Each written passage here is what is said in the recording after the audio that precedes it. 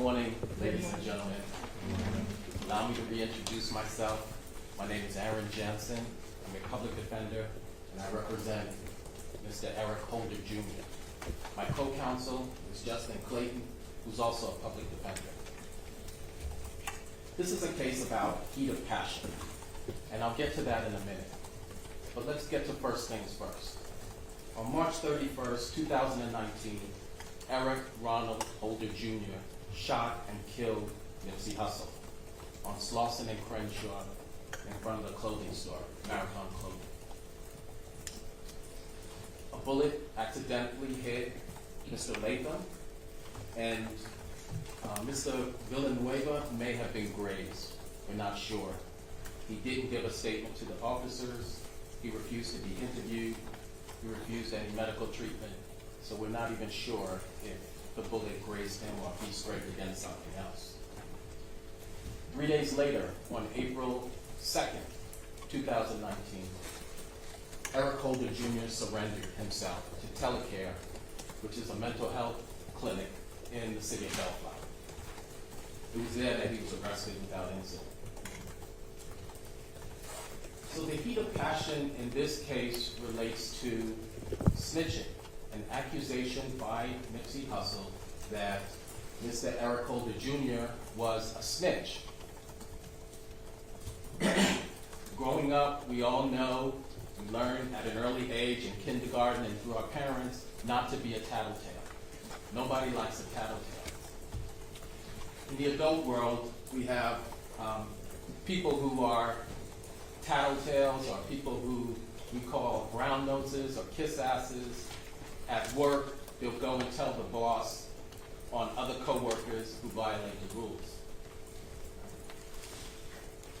In the gang world and in the criminal world, there are images from movies, Scarface, where rats or snitches have gotten their just desserts, so to speak. Your Honor, I'm going to object to these images are not evidence in the case. This is pure argument. Let's proceed with what you expect the evidence to show, sir. Yes, Your Honor. So what we're talking about here is the criminal street gang of the Rolling 60s, also known as the Neighborhood Crips. It's the largest street gang in Los Angeles. And Eric Holder Jr. was a part of the Rolling 60s, and so was Nipsey Hussle.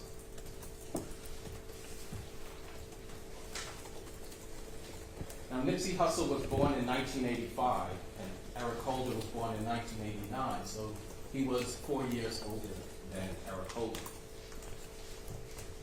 And Nipsey Hussle left his mother's house at the age of 14, and he got jumped into the gang, into the Rolling 60s.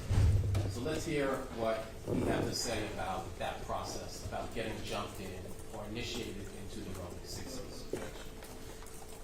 Counsel, approach, please.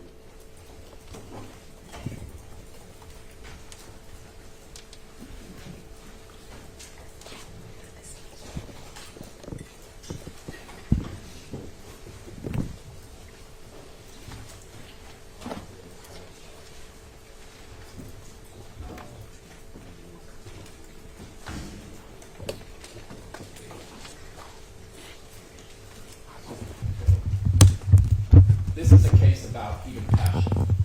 And the provocative act in this case was that Nipsey Hussle had made an accusation against Mr. Holder that he was a snitch. That so inflamed and enraged Mr. Holder, the evidence will show that without thinking, and a few minutes later, a mere 9 minutes or so later, Mr. Holder returned and shot Mr. Askeloff. He did not have time to cool off. The evidence will show that it was very soon after this accusation was made publicly against him that he was so enraged and triggered by this emotional response that he acted without premeditating. That's what the evidence will show. And the evidence will show that while he's charged with first-degree premeditated deliberate murder, fact, it should be voluntary manslaughter because he was acting under heat of passion. He's also charged in counts 2 and counts 4 with first degree premeditated attempted murder against Mr. Latham and against his nephew, Mr. Villanueva. The evidence will show that Mr. Holder had no intent to harm or to kill either one of those individuals. They were just close by in the parking lot when this happened. The evidence will show that he didn't know either Mr. Villanueva or Mr. Latham. He had no harsh words with either one of those individuals, and they had no harsh words or anything, conversation with him that would trigger him to try to kill these other two individuals, let alone that Mr. Holder had the state of mind where he premeditated and deliberated killing these other two individuals. That thought never even entered his mind. There'll be no evidence that they had anything between them, that they didn't even know each other. So based on that, I'm going to ask you to keep an open mind, listen to all of the evidence.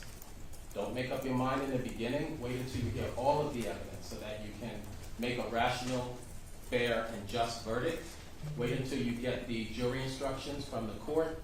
And when you get in the back and start deliberating, we're confident that you will come back with a verdict of not guilty of first-degree murder against Mr. Hassledome, and also not guilty for the two attempted murders against Mr. Latham and Mr.